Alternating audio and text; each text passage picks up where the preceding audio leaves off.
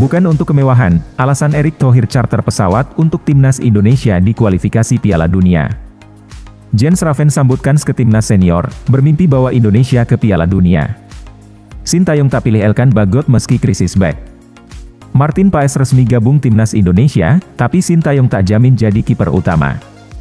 Timnas Indonesia dapat suntikan 80 miliar rupiah dari Bank Mandiri, Erick Thohir apresiasi dukungan. Misi sulit Sintayong, bawa pulang poin dari Arab Saudi di kualifikasi Piala Dunia 2026.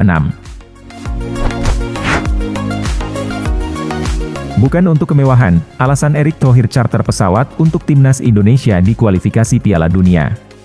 Timnas Indonesia menghadapi tantangan besar di putaran ketiga kualifikasi Piala Dunia 2026. Dalam format home and away, timnas Indonesia akan melakukan perjalanan jauh yang tentunya bisa menguras tenaga para pemain. Erick Thohir mengungkapkan bahwa jarak tempuh yang jauh menjadi faktor yang sangat mempengaruhi kesiapan fisik para pemain. Ia menyadari bahwa kelelahan dan risiko cedera bisa menjadi hambatan besar bagi performa tim, terutama mengingat kedalaman skuad yang belum cukup untuk menggantikan pemain yang cedera dengan setara.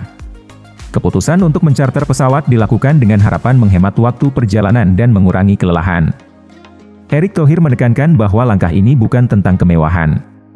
PSSI juga berkolaborasi dengan berbagai sponsor untuk menambah pendanaan, memastikan bahwa persiapan timnas Indonesia tidak hanya bergantung pada anggaran pemerintah. Jens Raven sambutkan ke timnas senior, bermimpi bawa Indonesia ke Piala Dunia. Jens Raven menjadi sorotan usai penampilannya bersama timnas U19 Indonesia. Pemain berusia 18 tahun ini sebelumnya dipantau oleh pelatih Sintayong saat bermain untuk tim junior FC Dordrecht pada Maret 2024. Setelah resmi menjadi WNI, ia segera dipanggil oleh Indra Syafri untuk memperkuat timnas U19 di 2 turnamen. Pengalaman ini menurut Jens sangat berharga. Jens menyadari betapa berharganya kesempatan yang ia dapatkan, terutama ketika berlaga di atmosfer yang begitu mengesankan di Stadion Gelora Bung Tomo.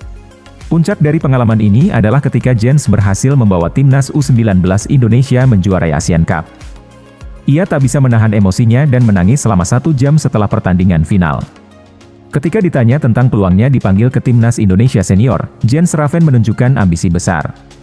Ia menyatakan bahwa jika diberi kesempatan bermain di putaran ketiga kualifikasi Piala Dunia, itu akan menjadi pencapaian terbesar dalam karirnya sejauh ini. Namun mimpi Jens tidak berhenti di situ. Ia juga memiliki tujuan besar lainnya, yakni membawa timnas Indonesia lolos ke Piala Dunia U20. Jens menyadari bahwa jalan menuju impiannya tidak mudah, tetapi semangatnya untuk mengharumkan nama Indonesia di kancah internasional terus membara.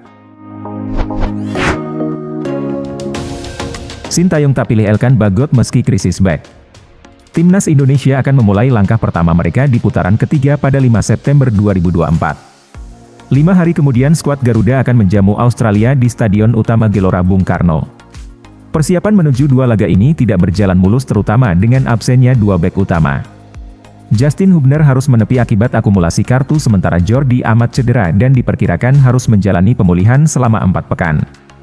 Pelatih asal Korea Selatan ini mengungkapkan bahwa dia telah berbicara langsung dengan Jordi Amat dan memutuskan untuk mencari pengganti.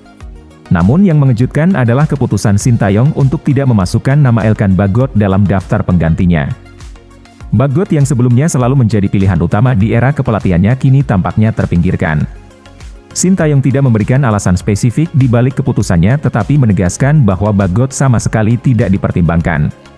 Kehilangan Hubner dan Amat jelas menjadi pukulan berat bagi timnas Indonesia. Kedua pemain ini memiliki peran penting dalam menjaga keseimbangan lini belakang. Dengan absennya mereka, pertanyaan besar muncul tentang siapa yang akan mengisi kekosongan tersebut. Ketidaklibatkan Elkan Bagot dalam skuad juga menimbulkan spekulasi, apakah ini terkait dengan performanya atau mungkin ada faktor lain yang memengaruhi keputusan Sintayong. Martin Paes resmi gabung timnas Indonesia, tapi Sintayong tak jamin jadi kiper utama. Kepastian Martin Paes bergabung dengan timnas Indonesia sempat tertunda karena proses perpindahan federasi yang memerlukan waktu. PSSI bahkan harus mengajukan banding ke FIFA sebelum akhirnya mendapatkan restu pada 18 Agustus 2024. Dengan pengalaman bermain di MLS bersama FC Dallas, Paes diharapkan menjadi tambahan kekuatan di lini belakang timnas Indonesia.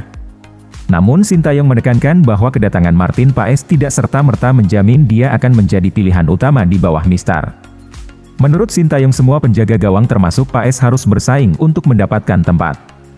Hernando Ari dan Nadeo Argawinata disebut oleh Sintayong sebagai kompetitor yang akan terus bersaing secara sehat untuk menjadi kiper utama. Ia menambahkan bahwa setiap hari akan dilakukan evaluasi untuk menentukan siapa penjaga gawang terbaik yang layak bermain. Ini menunjukkan bahwa Paes, meskipun memiliki pengalaman internasional, harus membuktikan diri di lapangan jika ingin mengamankan posisi utama. Hernando Ari menjadi contoh nyata dari bagaimana persaingan ketat bisa mengubah hierarki pemain di timnas.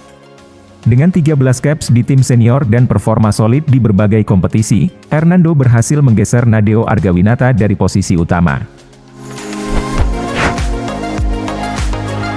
Timnas Indonesia dapat suntikan 80 miliar rupiah dari Bank Mandiri, Erick Thohir apresiasi dukungan. Sejak mengambil alih kendali PSSI, Erick Thohir terus berupaya mencari dukungan finansial yang kuat untuk Timnas Indonesia. Di tengah tantangan finansial yang dihadapi oleh federasi, kerjasama dengan pihak swasta menjadi salah satu jalan keluar agar program-program Timnas dapat berjalan maksimal tanpa sepenuhnya bergantung pada pendanaan dari pemerintah. Salah satu hasil nyata dari upaya ini adalah kemitraan strategis dengan Bank Mandiri. Acara penandatanganan kerjasama antara PSSI melalui anak perusahaannya Garuda Sepak Bola Indonesia dan Bank Mandiri. Direktur Utama Bank Mandiri Darmawan Junaidi mengungkapkan bahwa pihaknya sangat senang dapat mendukung perkembangan sepak bola nasional melalui kemitraan ini. Ketua Umum PSSI Erick Thohir menyambut baik dukungan dari Bank Mandiri ini. Ia menegaskan bahwa dana tersebut sangat diperlukan untuk menopang berbagai aktivitas timnas di semua level usia dan gender. Erick mengakui bahwa pembiayaan tim nasional membutuhkan dukungan dari berbagai pihak, bukan hanya mengandalkan pemerintah. Pelatih timnas Indonesia Sintayong juga turut memberikan apresiasi terhadap kerjasama ini. Ia membandingkan situasi di Indonesia dengan Korea Selatan, di mana federasi sepak bolanya telah bekerja sama dengan Ban Hana selama hampir 30 tahun. Shin berharap hubungan PSSI dengan Bank Mandiri bisa berkembang menjadi kemitraan jangka panjang yang serupa. Misi sulit Sintayong, bawa pulang poin dari Arab Saudi di kualifikasi Piala Dunia 2026.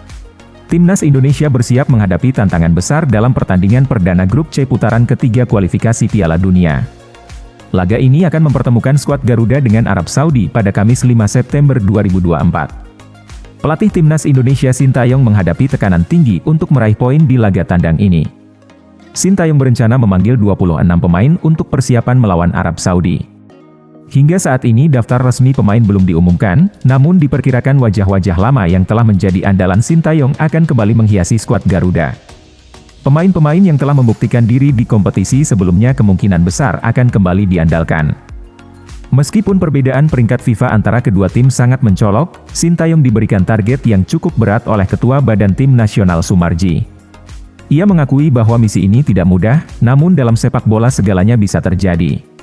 Timnas Indonesia dijadwalkan akan berkumpul di Jakarta pada 29 Agustus 2024, dengan hanya 12 pemain dari Liga 1 yang akan hadir di ibu kota. Sementara itu 14 pemain lainnya yang berkarir di luar negeri akan langsung bertolak dari negara tempat mereka bermain menuju Arab Saudi. Latihan persiapan di Jakarta akan berlangsung selama 2 hari pada 30 dan 31 Agustus 2024 sebelum skuad berangkat ke Jeddah pada 1 September 2024. Pemain-pemain abroad diharapkan tiba di Arab Saudi pada 2 September 2024. Sehingga seluruh tim bisa segera berlatih bersama dalam persiapan terakhir menjelang laga penting tersebut.